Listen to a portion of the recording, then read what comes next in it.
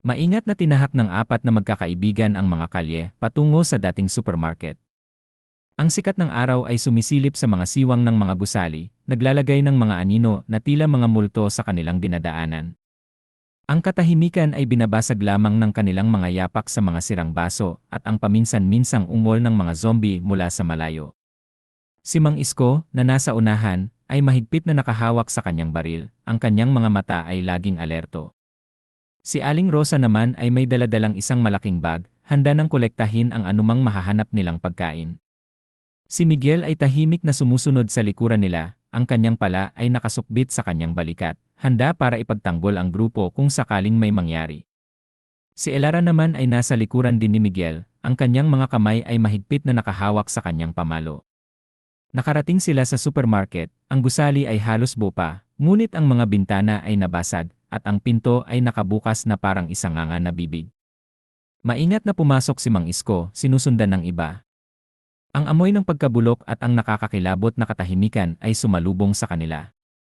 Ang mga estante ay halos walang laman, ang mga kalat-kalat na mga produkto ay nagpapaalala sa kanila ng dating buhay na puno ng kasaganaan. Bigla, isang ungol ang narinig nila mula sa likuran ng isang estante. Isang zombie, na may mga mapupulang mata at gutom ng nguso, ay sumulpot sa harapan nila.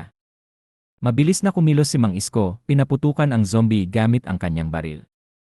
Ang tunog ng baril ay nagdulot ng pagkalat ng iba pang mga zombie mula sa loob ng supermarket.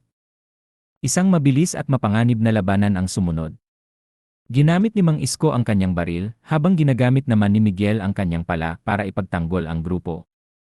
Si Aling Rosa naman ay naghagis ng mga matutulis na bato, habang si Elara ay gumagamit ng kanyang pamalo para makaiwas at makaatake. Sa gitna ng kaguluhan, kinolekta pa rin ni Aling Rosa ang anumang makain na makikita niya. Pagkatapos ng mahabang labanan, natapos din nila ang pagpatay sa mga zombie.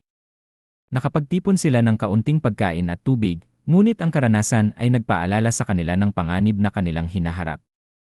Habang lumalabas sila sa supermarket, alam nilang ito ay isa lamang sa maraming hamon na kanilang kakaharapin sa kanilang paglalakbay sa isang daigdig na napuno na ng mga zombie.